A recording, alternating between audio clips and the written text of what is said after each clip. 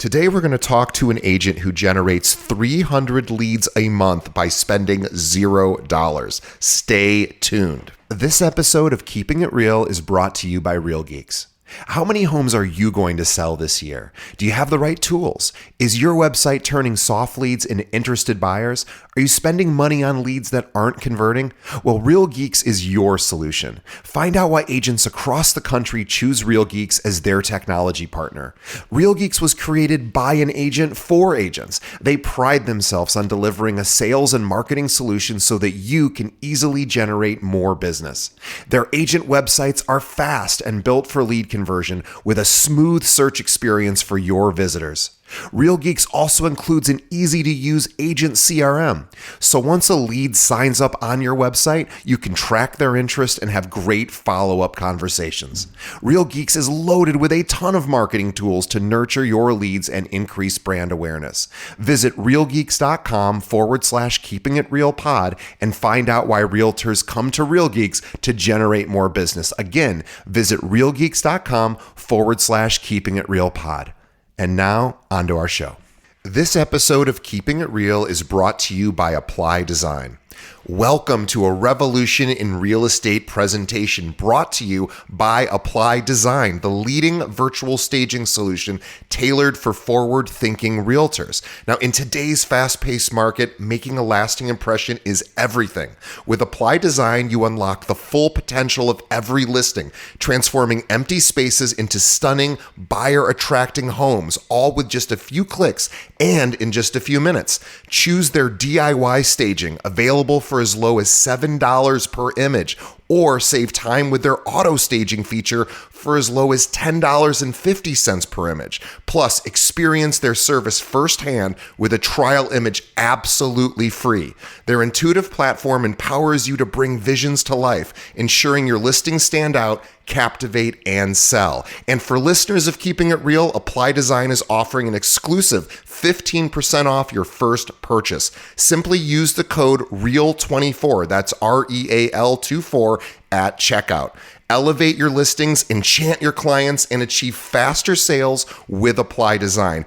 Don't let your properties blend in. Make them shine with Apply Design. Your success story starts now. Visit them at applydesign.io. Again, that's applydesign.io. Remember, your first impression is the only impression. And now, onto the show.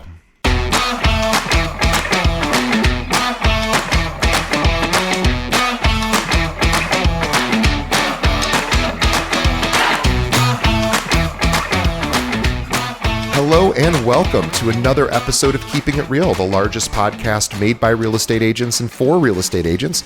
And in just, by the way, who am I? I am DJ Paris. I am your guide and host through the show. Just a moment, we're going to be speaking with NAR 30 Under 30 winner, Caira Button. Before we get to Caira, a couple of quick reminders. As always, please support our sponsors. They have amazing products and services to offer you to help you in your business. So check them out. And also tell a friend about this podcast. Let other agents in your office know that we are here and we publish several episodes a week, always designed to help agents do more production. So anyway, guys, let's get to the main event, my conversation with Caira Button.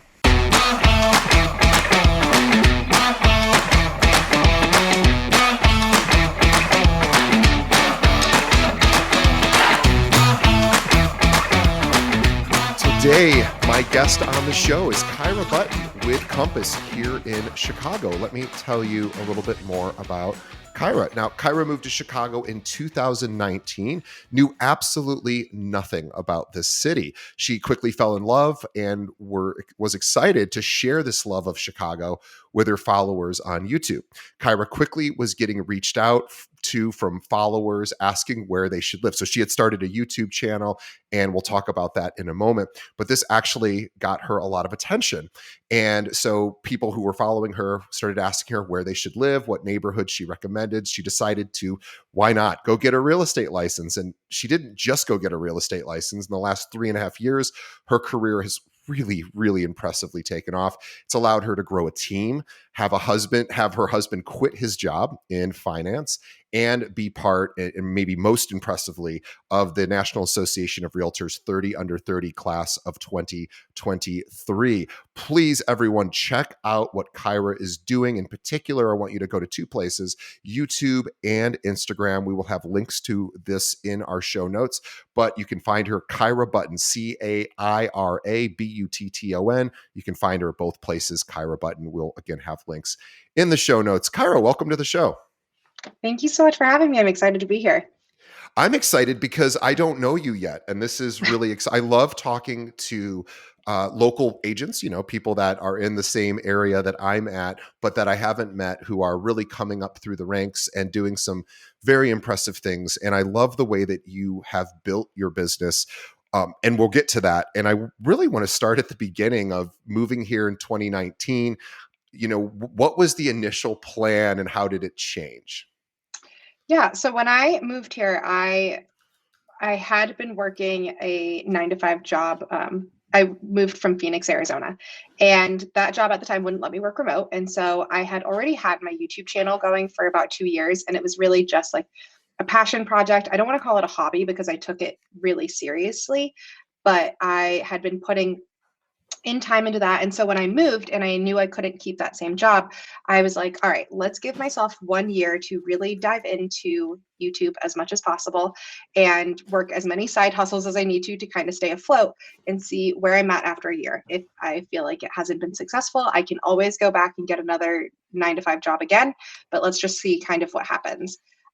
So was doing that, and then the pandemic hit within that year time frame, and so much of my time kind of got freed up that's when I decided to get my license, because people throughout the year had been reaching out to me nonstop asking me about where they should live and if they could live in my building or what recommendations I have. So got my license in 2020, and then it kind of really just took off from there. Amazing. And so was ever the intention, to be a full-time content creator initially? Is, hey, I want to make my channel my living, and then real estate came as kind of a natural byproduct of the content you were putting out? Or was there always one day this is going to be how I generate leads for real estate?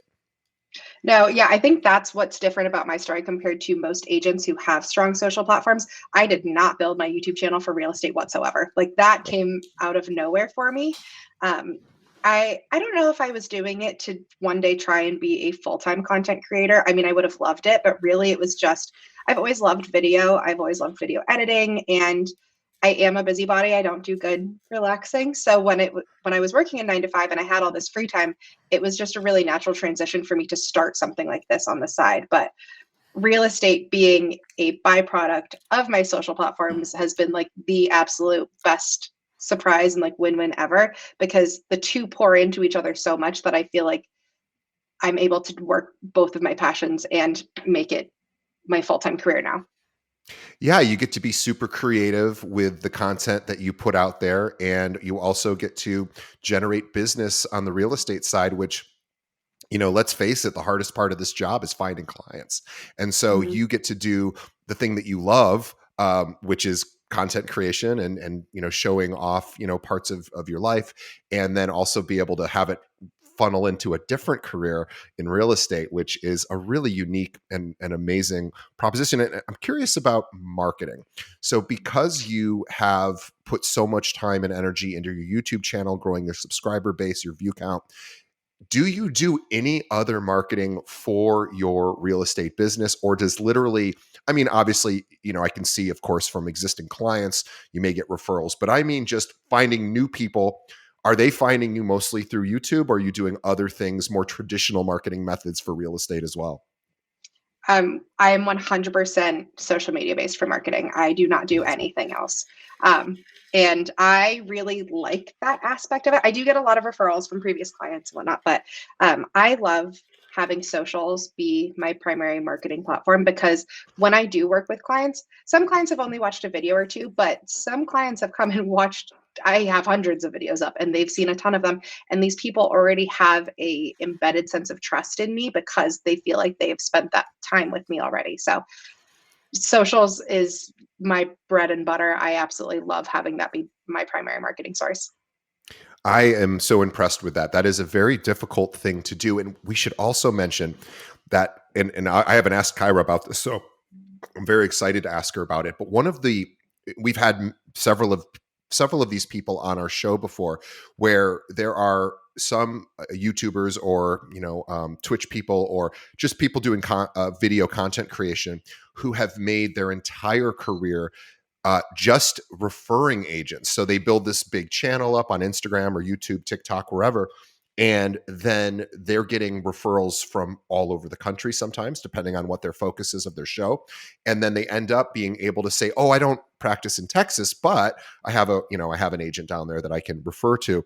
Has that happened to you where you've received referrals that are outside of your market area where you can still then refer it out to agents in other parts of the country? Yes and no. I have had a few that have gone to other parts of the country. However, my platforms are really niched. I am Chicago focused through and through. Yeah, If someone's following my socials, I am not your general real estate agent right. that, like, you're not following me for just generally real estate content. You're following me because you want to see what it's like to live in Chicago. So because of that, uh, my leads are extremely Chicago focused. I'd say the Sure. most that I refer out is I get a lot of people looking for the suburbs, and I am not their agent. Like, I don't have a car. I live right downtown. I take the train. Like, I am not the person to be able to best help you with Bolingbrook or Naperville or Skokie. And so for Sure. those, I will refer them out to other agents who know those areas better and will be able to better assist those clients. It's a really smart thing to do, even if you did have a car. I think oftentimes focusing in one area, Chicago obviously being a major metropolitan, things with tons of suburbs. In fact, I've been here 20 some years, and every year I'm like, that's a suburb? I never heard of that one, even though I've been here so long. I always find a new suburb, so I don't even know the suburbs that well. But I think it's really smart of you, because basically we're saying the same thing. Maybe you're not referring as much outside of Chicagoland, but you're also not trying to service all of Chicago. And so you are doing a lot of referrals. And isn't it nice to get a paycheck for literally just connecting one person to another? So really awesome. I know there's going to be a lot of our listeners that are going to want to know tips and tricks for starting a YouTube channel. We know, or we should know, that this is not a one-time make one video, have it go viral, and then watch all the leads flow in. This is a dedicated full-time thing that you're doing that has led to real estate. So if anyone is out there thinking, well, I would like to do all of my marketing on social media or video or content creation, do you have any suggestions of what should they know first? Because I know that everybody probably looks at what you do and goes, what she does is no big deal. It's not that hard. She puts up videos. They don't realize the amount of time it takes to shoot, film, edit, post produce, all of those things that go into a video, which takes tremendous time. But let's talk about, what would you recommend to an agent that says, oh gosh, I love what you're doing. I would like to do something similar. Yeah. So my first piece of advice is anybody who's even questioning if they should do it, absolutely. Like, at least try. If you realize that it's not for you and the workload of it is too heavy, then at least you tried. But I think the hardest part about having a YouTube channel is starting. I think so many people want to do it, but they get like perfection paralysis, where they feel like they need to have the perfect banner and the perfect intro and the perfect outro and like the right camera and editing software. And honestly, at the end of the day, no matter who you are and no matter how big your channel grows, your first videos are going to be garbage. They're always going to be so bad compared to what you end up doing. So just start, because starting is the hardest part. And then it's staying consistent from there. But if you can actually just start doing something, you are ahead of the thousands and thousands of people who also want to do a YouTube channel but are too afraid to start. Right. I It's funny. also It think, reminds me. I was going to say real quickly. It reminds me of a book I read about YouTube, and the guy who wrote the book was Mr. Beast's marketing guy, or I forgot his name. He's a very very famous guy, and he helps channels. And one of the things he quoted Mr. Beast from saying is, your first 100 videos are going to be total garbage. He goes, that's just what's going to happen. So put them out there, do your best with them, but don't have expectations that they'll do anything. And he says, because your first 100 are going to be bad. So I'm yep, curious if you could exactly. relate to that. Oh yeah, I look back at my footage. Oh, they're so cringy, but it's okay. We all learn. And then the other thing is with YouTube, YouTube is such a slow roll. It's exactly what you said. Like you're not going to have one video go viral and it just pop off. YouTube is something that you put in the work. I have legitimately been putting out 2 videos a week for the last 7 years. Like it is a slow roll. But I do think that the following that you get on YouTube is significantly more genuine, for lack of a better term, than you would get on a different social platform, because the people who are watching my videos are sitting down with me 2 times a week and watching a 10 to 20 minute video of me talking to them. Right. And so they feel like they have an actual relationship with me, versus on TikTok or Instagram, when it's a 10 to 30 second video and they just swipe past, that doesn't hold the same value of a relationship as a YouTube video does. And you have to be really comfortable knowing, like, same as the fact that your first video is going to be garbage, it is going to take so long for you to feel any sort of results at all. And so I always tell people, if you are doing YouTube, you better love video editing and video, like content creation. If you are not enjoying doing it, just like give up Stop. early on, because it is going to take up so much of your time, and you have to be comfortable just screaming into the void for way longer than you think, because the followers are not going to come quickly. They will come, and when they come, they're going to be really good and really genuine, but they will not come quickly, and you will not get the instant gratification you're looking for. And the other thing too is the actual content has to be amazing, right? So it's more than just, doing it twice a week. Caira's be very humble about this, but the reality of it is people are you get one or two shots maybe with a subscriber before they either decide this is worth continuing on or nah, not that good. And the vast majority of content out there isn't that good. So you really have to try to do your very best. Can you talk about a little bit more about how did you develop a following? Did it happen naturally, or were you doing anything to market your videos? Just out of curiosity. Mine was totally natural. I have never paid for any sort of ads or boost in views or followers or anything like that.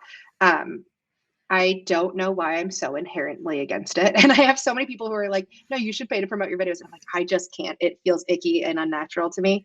Um, but I think my videos now are a lot more vlog style, and I have a lot more reality based videos.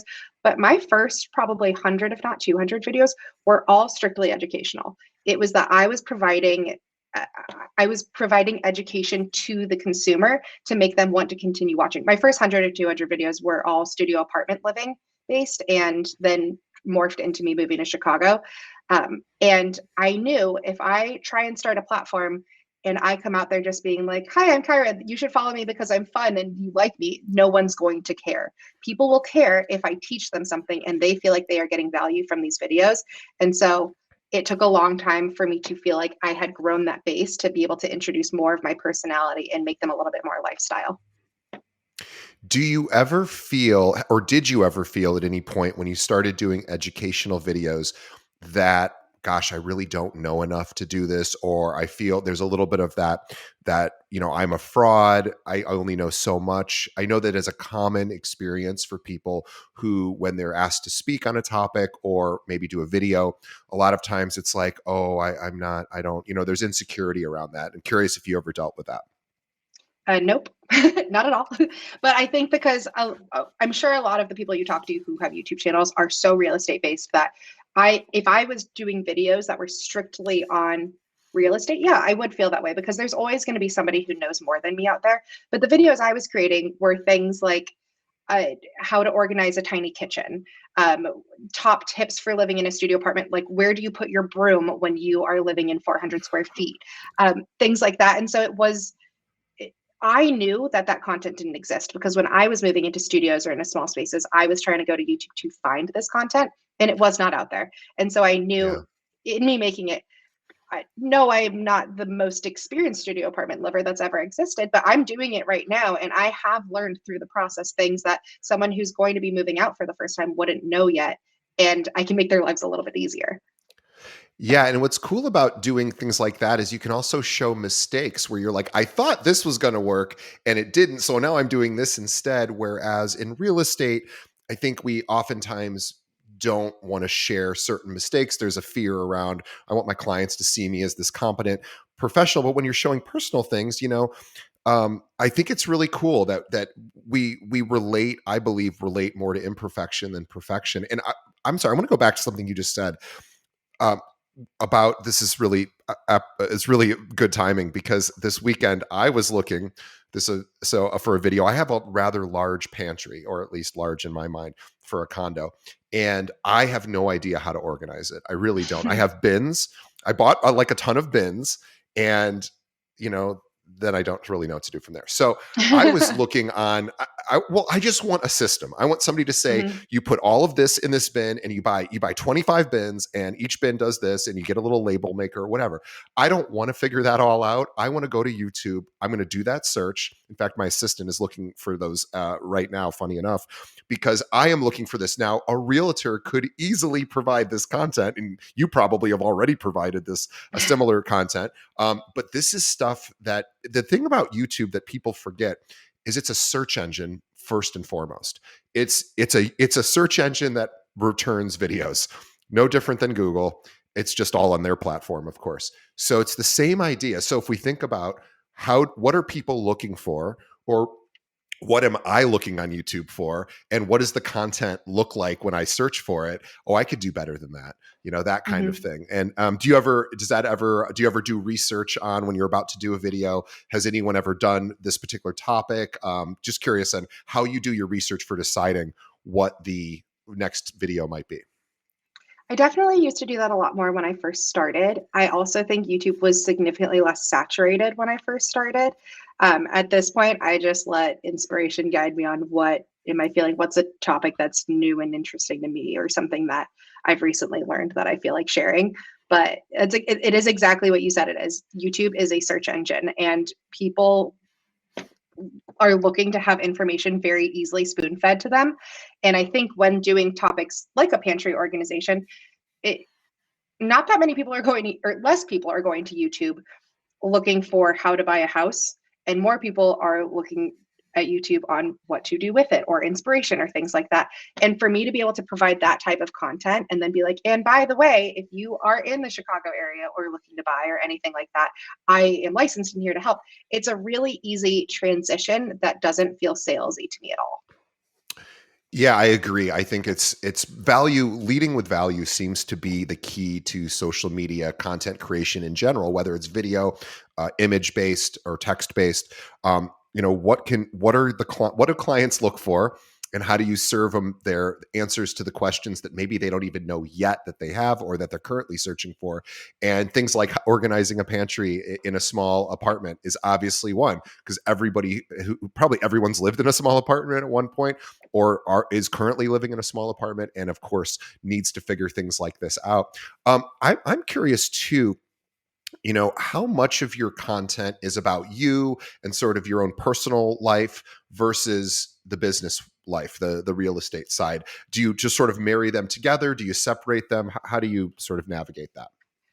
So the way that I look at my life is, when people talk about work-life balance, and you kind of imagine it as being like a pendulum with two weights on either side, mine is one giant weight right in the middle. Like, it is all the same. Everything, my personal life and my work life are exactly the same. I work with my husband. Like, all of our friends work with us in some capacity or another. It is truly what I'm most passionate about. It is what we do in our free time. Like, it is all encompassing. So my content definitely reflects that. In any sort of video you see, there is going to be lots of personality parts of it, of maybe it's me going to a restaurant, or things that aren't educational necessarily. But on the flip side, there is going to be some aspect of it that is showing off apartments or my team or anything like that. So it is completely muddled and married at this point, and I like that aspect of my life because it doesn't feel like I'm being pulled in too many different directions. It's all just the same. It probably feels very genuine too, because you are literally just showcasing what your life is, as much maybe differently than other people who are more strategic about, I really want to talk about this, which may or may not be actually going on in your life, but I can create content around X. Whereas you're sort of saying, I just talk about what's happening and what's interesting. And how important is passion in the delivery of the content? You are seemingly my judgment of you is that you're a passionate person. And how important is that to communicate that passion in your videos? If you don't care about what you're talking about, then why is somebody else going to care when they're watching your videos? You have to enjoy and be passionate about what you're doing. Otherwise, the viewer is going to know that you're not, and they are not going to want to follow along. I think when talking about being genuine, I do see this as being a huge plus on my side of the business, that I look at some other realtors and I'm like, come on, because the, we talk so much about, like, yes, you have to be education and value forward. However, I think social media today is so different from what it was when I was starting. And now there are so many people in general, even outside of real estate, who are just trying to be value forward, like so much that it's like shoving down your throat. And for me, the one thing I always tell all of the agents on my team, or anybody who asks me about advice for social media, is you no one is able to, or there's tons and tons of agents out there. There are agents who are going to know more about a specific topic, or they've closed more deals, or they've been in the industry longer. The only thing that those people have that they can never ever take away from you is your personality. You are the only one who is you. And so you have to make sure that that shines, because I think that that's what happens in my videos, is people feel like they actually genuinely get to know me as a person. And that's why they are choosing to work with me. And I think authenticity needs to be something that, no matter what you're creating pillars on, that has to be your rock. If you're not being true to yourself, you're not excited about what you're creating content on, it is, I just don't think that you can create something successful that is going to be like truly a trustworthy audience. I agree. And I'm looking at your channel. It's funny. The first two videos that come up for me when I go to your channel, just to give the audience an idea of the kind of content you do, is one is titled, "Is this the coolest loft apartment in Chicago?" Now, that's a pretty inviting title. I would like to see that. I'd like to see what, and it's an 11-minute video. The second video, very different. And I want to talk about how great this is, that you really do marry your private life, or rather your professional life and your personal life. It is "Which Bra to Buy in 2024." And the title really goes, "I tried today's top bra band so you don't have to," right? That isn't a video that obviously would appeal to me, but I love the fact that it's not just all business. And for women, it is pretty important. Bras are a pretty important part of clothing. And this is the kind of content that you're doing. And then the third video is, she was catfished, with an exclamation point and a question mark going. So this is probably a story about a follower of yours or a friend of yours. So the content is very varied, right? And it's really seemingly whatever exciting to you in the moment. And that's really fun. And it goes against sometimes a lot of traditional sort of marketing strategy around building a brand, because you want to sort of traditional thought is hyper focus in one area. And so they would probably say, okay, if you're going to do a bra thing, create a bra channel and just talk about bras, or catfish channel, or loft channels. And Caira's like, no, I want to talk about all of this, because this is my life. And by the way, let's just talk results. On YouTube, she has almost 36,000 subscribers. Now, she didn't do that overnight. She's been doing this for 7+ years. She's worked tremendously hard to get that. And in the grand scheme of YouTube, 35,000 followers is amazing, but it's not Mr. Beast levels. She's not like, she is building this video by video, person by person over that time. And she's been absolutely dedicated to doing it. And so I just really applaud you. This is the very first YouTube channel I've ever seen for a realtor that talks about bras or being catfished, right? This is traditionally. The bra video was like a very off niche one. I don't typically go that random, but yes. But it's cool that you did. And I really do. You have, decent views on it as well. So it's just, I just like that you are taking things that are important to you. And again, as a man, I'm not going to watch the bra video because I don't care, but I do care about some of your other videos. And so this is what's really, really fun, is you don't have to be so pigeonholed into one particular topic.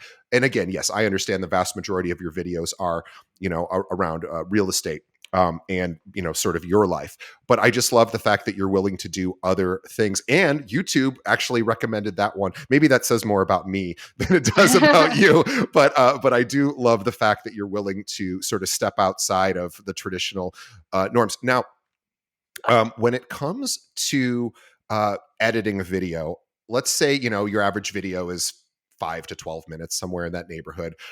Let's say average of 10 minutes or so. How long does it take you to post produce, meaning edit? Well, let's start at the beginning. How long does it take you to write the episode?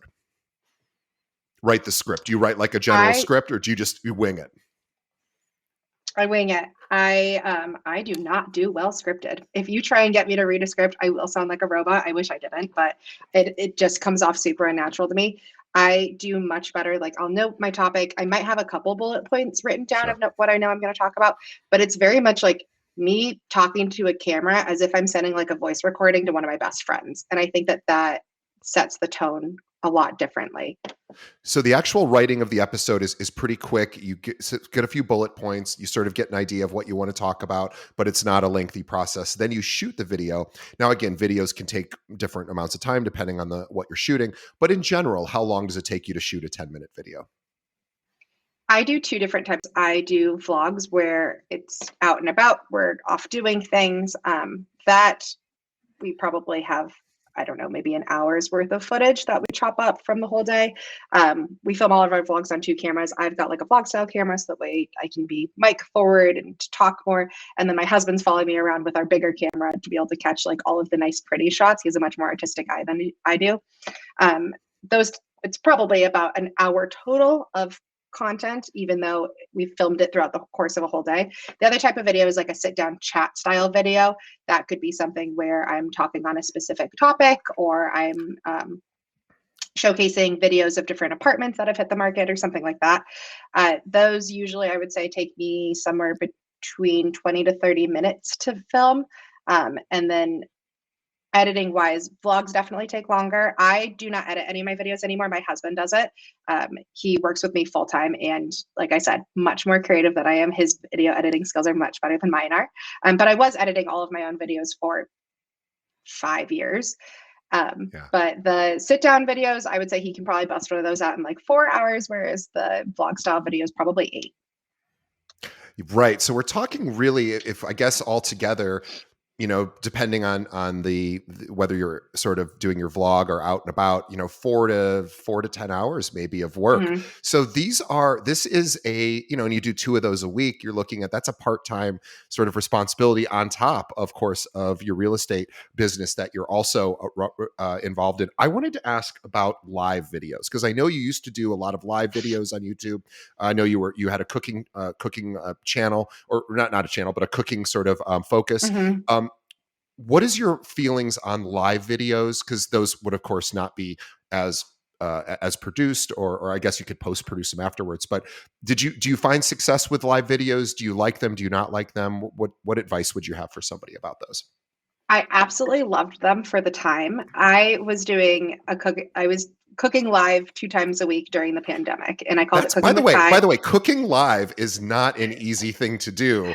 I'm thinking about this now. I cook all the time, and the idea of cooking live, there's so much that could go wrong or happen, or just time in between prep and or waiting for something to cook. So I'm super impressed. And these are long videos. These are hour plus, because that's how long it takes to cook a meal. I mean, it just does. So, but anyway, I'm sorry, I didn't mean to interrupt you. Go ahead. No, and they were so much fun. It was the perfect thing to do during the pandemic, when just nobody had anything on their calendars. And so I had the same people tuning in 2 times a week and would chat with them every week. And I'd be like, this follower, I'd be like, how did your last date go? Like, I know you said you were going on a date tomorrow. Like, it was just such a cool and fun environment. I don't do it anymore. Just life is so busy now compared to what it was then. It's impossible for me to be able to keep a schedule like that I was doing.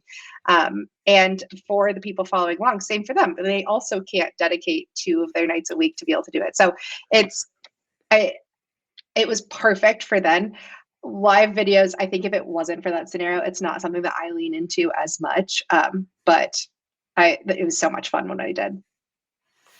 Yeah, because I think, again, I think we're really breaking some of the walls here that people think exist. So it's like, oh, I have to go live, or I have to, you know, really make sure that my videos are under 90 seconds for Instagram, or Mhm. you know, that is just never been my experience. I am somebody who never scrolls on Instagram. I don't scroll on TikTok, and I don't scroll on Facebook other than maybe once a week to see what my friends are doing, because I don't want the constant barrage of new content. I scroll through YouTube. I'm a YouTube person, and I suspect a lot of people my age, I'm in my late 40s, are YouTube probably predominant, because we're not used to seeing the barrage of every 15 seconds a new video. It doesn't really work with our brains as well. Younger people have no issue with it; they're able to do that. But you know, people who are of my age, you know, YouTube was sort of the first thing that came around with Facebook, and it's really become my go-to for anything. And you know, it's just easier for me to sort of handle. So I love the fact that, you know, you're a younger person really pushing YouTube as much as possible, because you're right. I just assume that's where, yeah. Do people search on Instagram? I guess so. I've never searched on Instagram personally, other than for somebody that I want to follow, but I've never searched for topics. I know hashtags work. Oh, let's talk about hashtags on YouTube. How important is it to properly hashtag your videos? Is that important to you, or have you found that not to be a super critical part of the, you know, sort of process? So I think when it comes to anything, when talking about algorithms on any social platform, there is so much noise. There are so many opinions on these are all of the things that you have to do in order to grow correctly. And I just take everything with salt. I do hashtags. I use a hashtag generator for my videos and pull things that I think will work well. But truthfully, like, you'll hear people say you have to go live in order to grow. You have to do this, you have to do that. Just do what you like, because if you try and listen to it all and you try and do it all, it's exhausting and you're not going to want to end up doing any of it. So just do whatever feels comfortable and natural to you. And at the end of the day, the only thing that matters is if you are making content that is good, the people will come. Yeah. And to give yourself at least a year. I know when I started this podcast, I asked my boss if I could do it during work time, which he was very generous to allow me to do. But he said, I'm going to let you do it, but you have to promise to do it for a year. And I Mhm. said, yeah, that sounds about right. And he was right. And the first year, nobody listened. I mean, people started to towards the end, but you know, and like you, I did everything for the first 4 years of this podcast, just like you. And I produced everything. And now I have a team in place. But I have 550 episodes. You've got about that many videos. So you and I have been on a similar path. I understand the amount of work it takes.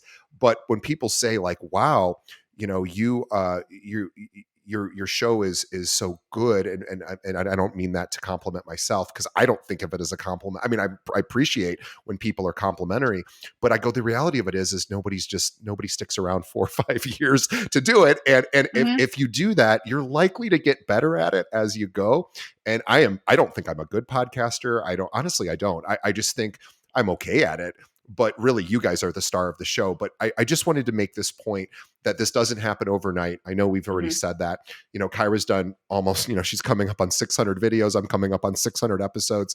It is a slog. It is a lot of work, but I love doing this. Even though I don't think I'm that good at it, I like doing it. And you obviously like doing it as well. So how much fun is it that both of us, we get to be creative in a way that our job doesn't normally allow for. And so I think that is really special. But we want to talk about something even more special. The fact that you were nominated, it's not just me thinking you're great. The National Association of Realtors obviously also thinks you're great, because they awarded you the 30 under 30. This is just for the top 30 agents that the association thinks all over the country are really doing outstanding things. Tell us a little bit about why you think you were selected, because lots of people try and very few people make it. So what do you think they saw in you? Yeah. Circling back to the like imposter syndrome of do I feel imposter syndrome when I create videos? No. 100% could not have felt more imposter syndrome possible than when I won 30 under 30. Like that was, it affected me more than I thought it was going to, just being in rooms of agents who are just known to be at the top caliber across the nation, and feeling like I was supposed to be owning my space with them.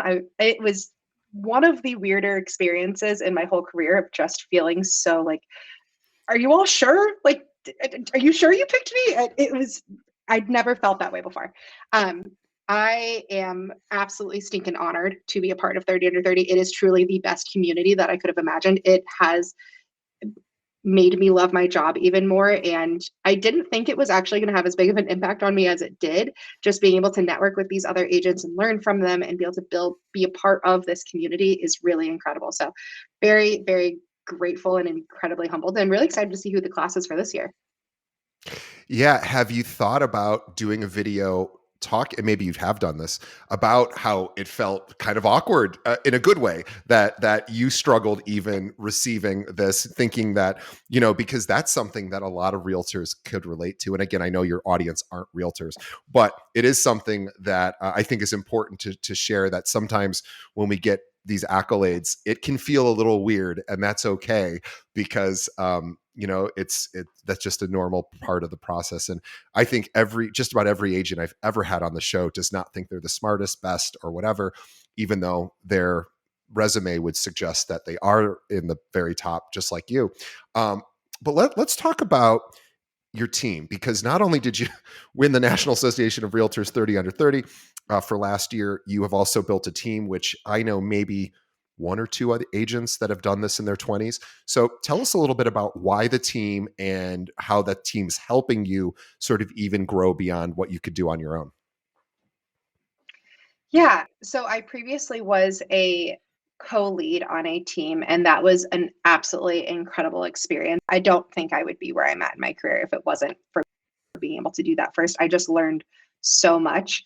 And through that process, I realized how much I really enjoy the leadership side of things. I love real estate. I love all aspects of it. I love working with the clients, but I really, really, really love being a leader and helping and mentoring other agents to be the best that they can be. So November 1st of last year was when I kicked off and spread my wings to do my own team. And it has just been such an insanely rewarding experience. I am obsessed with all of my agents. They are my best friends. But because of my platforms, I had grown to a point where I had so many leads coming in. There is not enough time in the day at all for me to be able to do them. And so it was natural that I had these leads that I wanted to pass to other people, but I wanted them to go to agents who I trusted, who I had trained, who I knew were going to handle these clients at the same caliber that I was going to.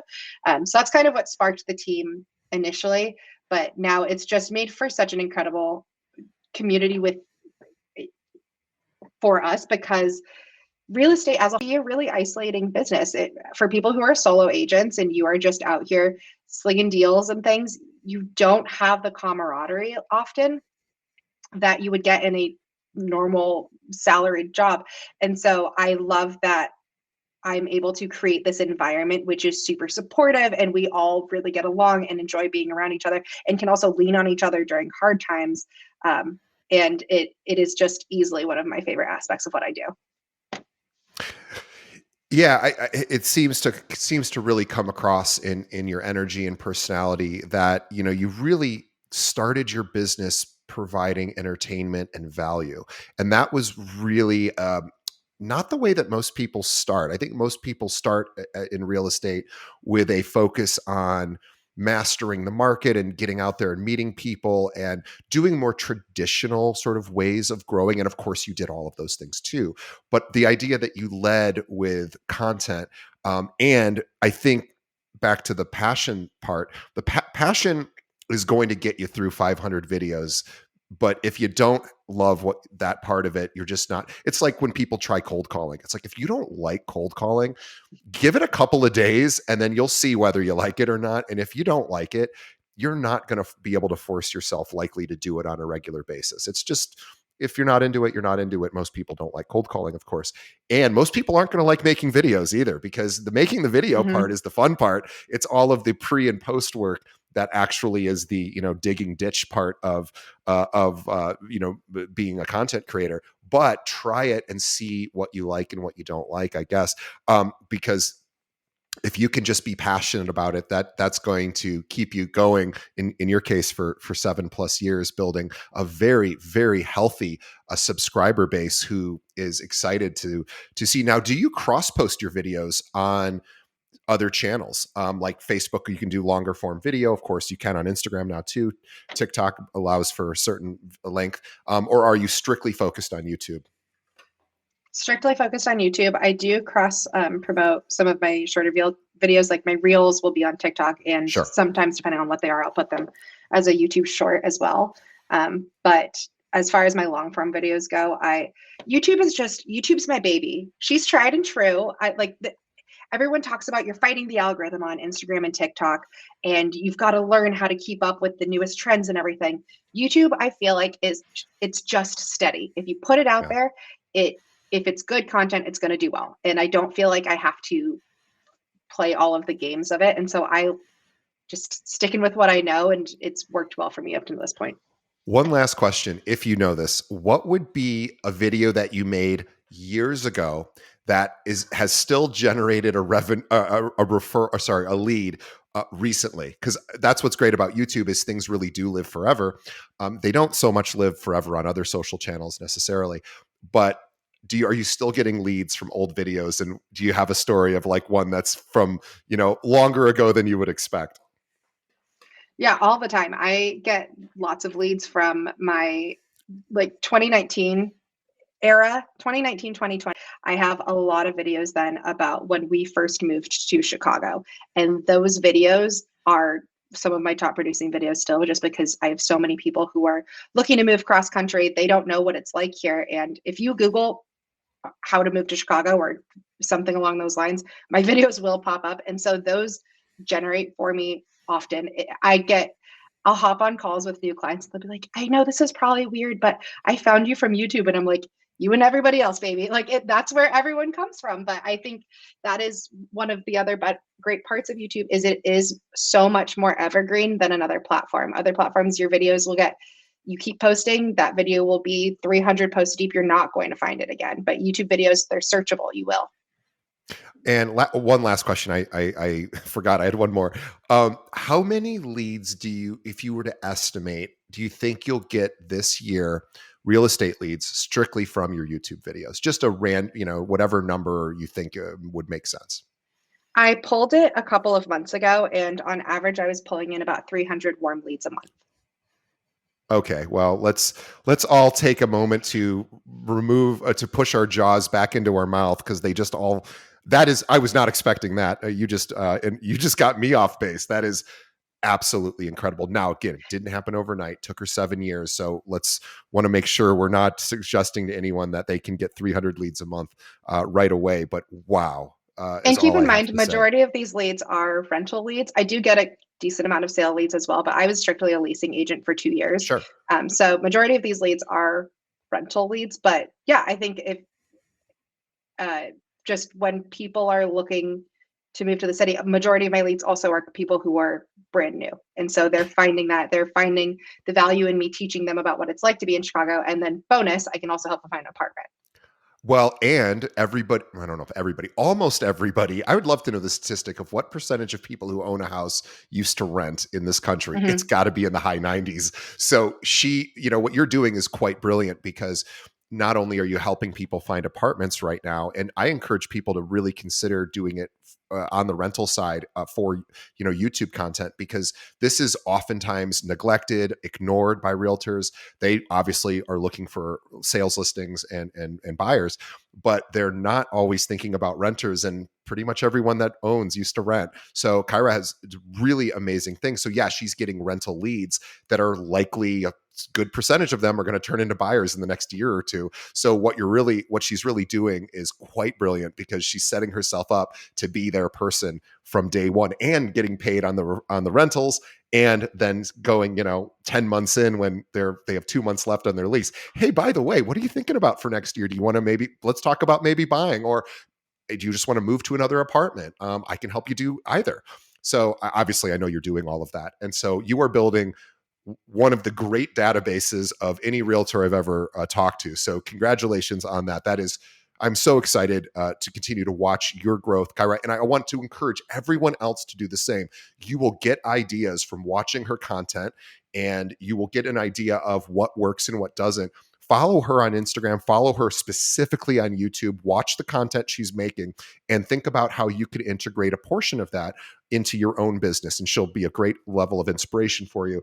And so you're going to find her at Caira Button, which again, we'll have links to this in the show notes. YouTube, Instagram, she's easy to find. Just search her name. It'll pop right up. Caira, I am so thankful that you came on the show. This is a fun episode, and hopefully giving some of our other listeners the motivation or inspiration to maybe start their own YouTube channel. I think YouTube is such, like you were saying, evergreen platform. It's such a great place to have content live forever. And it does seem to not work the same way as the more disposable social channels like Instagram, TikTok, etc. Where they're just looking for new and quick and fast, and there's just a constant, rush to get that done. Whereas you can take your time, make really great content, have it live forever on YouTube, and when people do those searches, hopefully you're showing up. So, on behalf of our audience, Caira, thank you so much for your time today. Really appreciate it. I know how busy you are. Congrats to you and your husband and the Moxie team. That's Caira's team, for all the great stuff they're doing here in Chicago.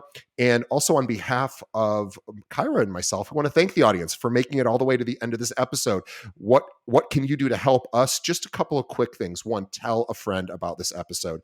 Anyone who's thinking about, starting to integrate video into their marketing platform for real estate, or maybe thinking about starting a YouTube channel, this is the episode to send to them. Let them know, and they'll get some inspiration there. And also leave us a review. Let us know what you think of the show, whatever podcast platform you're checking us out on. Let us know. We read every review, and we always are wanting your feedback so we can continue to improve the show. All right, Caira, thank you so much. We will see everybody on the next episode. Thank you so much.